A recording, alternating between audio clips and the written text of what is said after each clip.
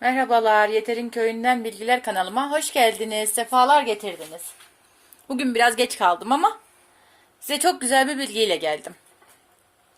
Önceden de anlattığım gibi bizi anneannemiz büyüttü. 7 kardeşiz. Ve anneannem yaşlı bir kadındı. Anlattığım gibi 110 yaşında öldü, vefat etti. Aklı başındaydı, çok sağlığı yerindeydi. Ama eceli geldi işte. Allah rahmet eylesin, vefat etti. Peki bugün ben size ne anlatacağım? Doğal, öksürük kesici ve balgam söktürücü çalba otunu anlatacağım. Biz çalba diyoruz. Siz ne diyorsunuz bilmiyorum. Nasıl yapacağız? Ben kolaylık olsun diye suyu koydum. Kaynıyor. Kaynayan suyun içine bir tutam. Çok değil. Şöyle bir tutam atıyoruz.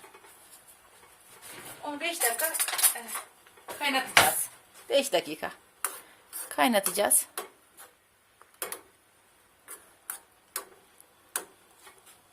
2 dakikada dinlenecek. O kaynaya dursun. Bu çalba otunun çiçeği. İlk önce bütün boş arazilerde biter bu. Sabah biraz erken kalkmanız gerekiyor. 8-9 gibi. Dökülmeden toplayasınız. Çok çıkar. Her gün gidip toplayabilirsiniz. Sonra kurutup kış boyunca içebilirsiniz. Bunun ne faydası var? Demin de dediğim gibi öksürüğü evelallah bıçak gibi kesiyor. Ve balgam söktürüyor. En önemlisi bu.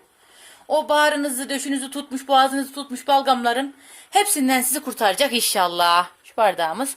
Peki bunlar neye yarar? Bunlar da sapları. Çiçek olmayan kuru sapları. Bu da çok faydalı. Bunu ne yapıyoruz biliyor musunuz? Toplayıp böyle gördüğünüz gibi. Şunun altını kapatalım.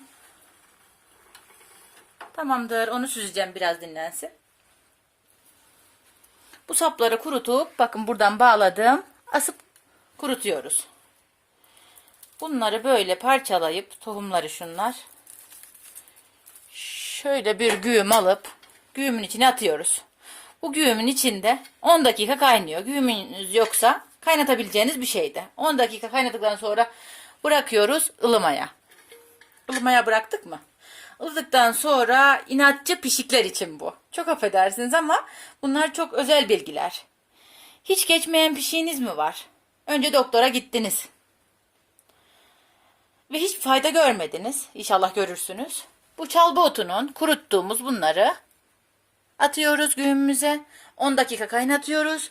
Soğuduktan sonra yine affedersiniz tuvalete gidiyorsunuz. Temizliğinizi yaptıktan sonra sürekli bununla dahretleniyorsunuz. Yaklaşık 4-5 gün dahretlendiğinizde bakacaksınız ki hiç geçmeyen o pişiğiniz geçmiş. Ondan kurtulacaksınız.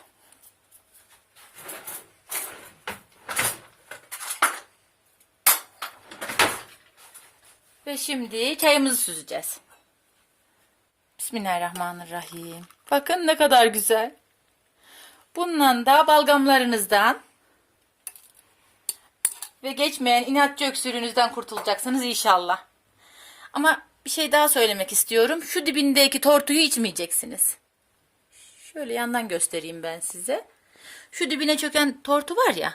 Orayı içmeyin, bu sefer de gıcık tutar sizi. Yüzünü şöyle yüzünden içeceksiniz. Dibine batmış olan tortusunu içmeyeceksiniz. Gıcık olursunuz bu sefer de o tortudan dolayı. Tabii abartmıyoruz. Günde 2 bardak içirir rahmetli anneannem. Kardeşlerimi de beni de rahmetli büyük babamı da bununla tedavi ederdi. Tabii önceden doktor yok. Doktor olsa da bizim gitme imkanımız yoktu. Böyle doğal şeylerle büyüdük işte. İstedim ki sizler de faydalanın. İstedim ki sizlere de inşallah şifa olsun. O sizi hiç yakanızı bırakmayan balgamdan, öksürüklerden kurtulun. Sağlıklı olun inşallah. Beni dinlediğiniz, izlediğiniz için çok teşekkür ediyorum. Kanalıma abone olmayı unutmayın. İyi günler.